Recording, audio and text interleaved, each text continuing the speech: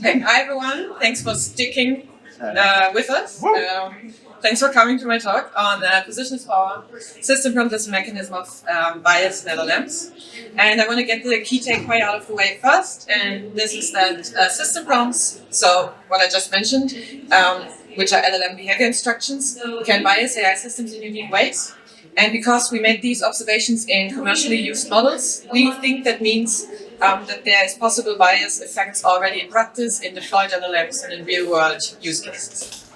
So, for the third time, system prompts are predefined directives guiding model behavior that are different from typical user prompts that you might use in your own practice just because they, for example, state you are a helpful assistant, you should be not harming people and so on, as Martin just described. And this is a bit more complicated when we take AI supply chains into account, and I'm gonna do this in a very stripped back way here, which is first, we have the foundation models where we can set foundational system prompts, meaning that, for example, OpenAI can set the system prompt you are a helpful assistant. If we then want to build around the foundation models and want to build AI applications, we can also set developer-specific system prompts, which OpenAI calls developer prompts now. And then end users can interact with the system with user prompts. And as an example here, a foundation model might have the system prompt you are a helpful assistant. Then a developer might set the prompt, you provide medical guidance, and then a user might say, I'm experiencing chest pain. Okay, and basically our question now is, if we not just set the role of the role of the AI, but also because there's a lot of research going on at the moment to personalize the system prompts a bit more. What if there's also audiences specified in the system prompts? We have already seen this with examples like you are explain this to the user like they're a 5-year-old, or this chatbot is intended for this specific community. So in our example, what if the system prompt also states the user is a woman, and then does it lead to changes in bias for downstream stuff? So basically, like, here it could be your symptoms are likely stress-related when that might have not been the case otherwise. And we wanted to do this for two types of biases. One, representational biases, which means misrepresentations of demographic groups, and then allocative biases, which means biased decision-making and unequal resource distribution. Okay, I'm going to take you to through our research process one by one, and then we go through the steps. So first, we derived a dataset of 50 demographic groups that we wanted to test this on. Then we looked into the representational biases via a sentiment classification task. Then we derived another dataset to use in our fourth step, which was the allocative biases. And we did this through a priority ranking task. Okay, our research design, we looked into these six models. These are all commercially available models from OpenAI, Anthropic, and Google. We used these API details, which are done to get as close to deterministic outputs as possible. And we used the developer AI system prompts, because for commercial models, we can't access the foundational system prompts. And we also did the prompting in these specific conditions, which means first we did a baseline where we did no user specifications. Then we did a system and user prompting, which means in the system prompt we might say the user is X, and then the user might say I am X. And then we also did this in an implicit version, as we call it, where we said the user is a person that Y, and I am a person that Y. For more details on this, please look into the paper. It's a long story. Okay, so first, our data set of demographic groups that we are looking at. I want to draw your attention here to the categories on the left, which are 6 categories that are derived from the GDPR, which is European Data Protection Law, and they protect these six categories of sensitive data, and we derived the demographic descriptors in each of these categories from 2 other data sets. More on this also in the appendix. And we use all of these for both of our experiments. Okay, so our first research question was, does the position of demographic information in system versus user prompts lead to a disparity in representational biases?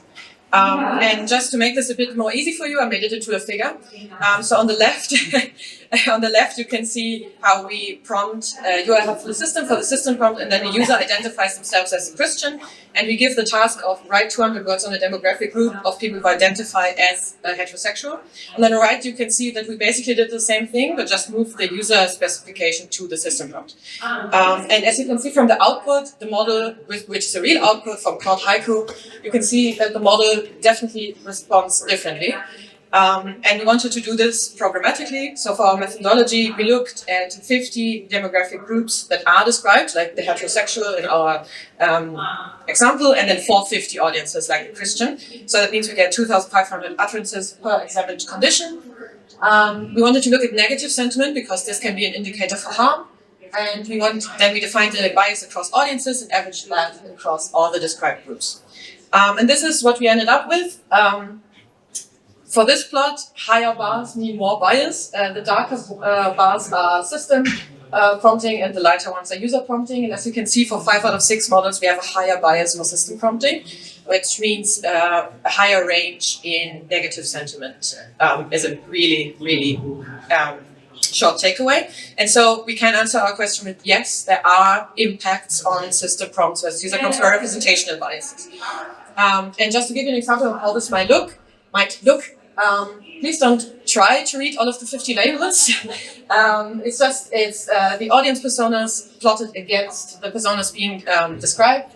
And what you can see, what I want you to see here is that the more negative sentiment, the more red the point on the heat map is. And what we can see is that the negative sentiment is for system and user prompts spread across the space, and importantly seems to be more profound for particular combinations of audiences. And this differs from system prompts versus user prompt conditions. Okay, so for the second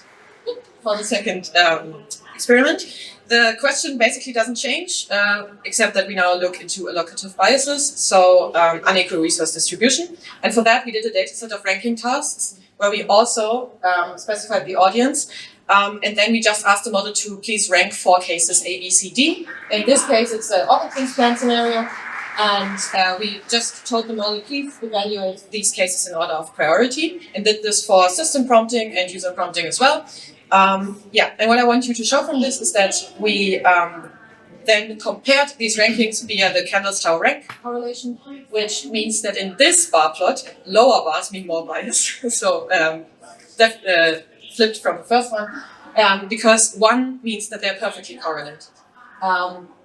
And what I want to show you here is for our explicit and implicit user conditions.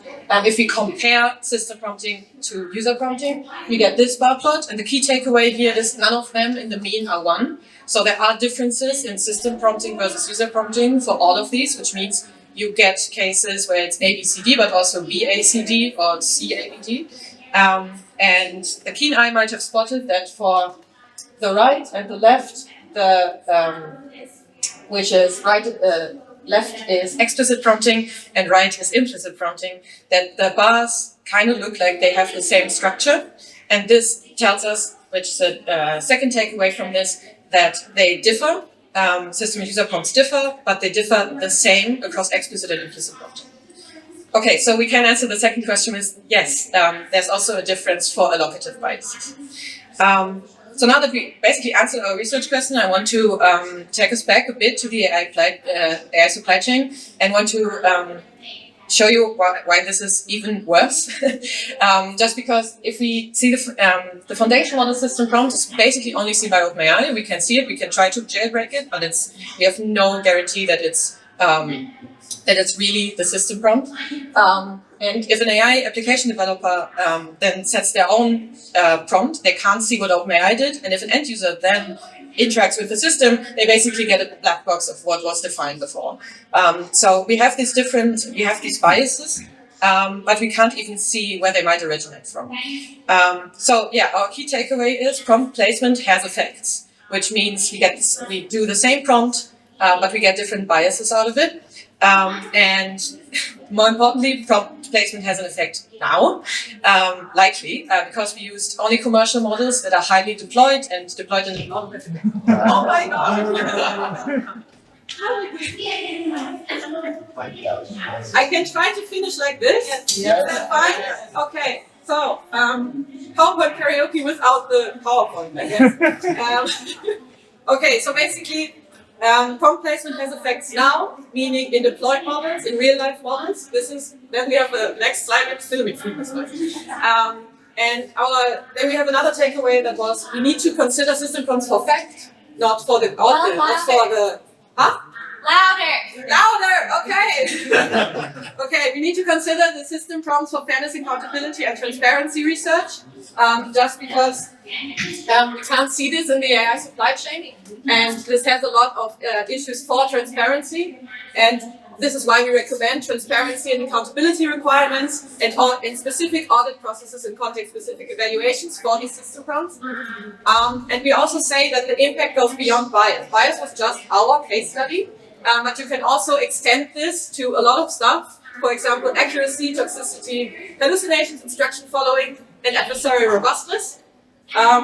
And yeah, that's it. I would want to show you my wonderful collaborators, but I can't. So yeah, any questions?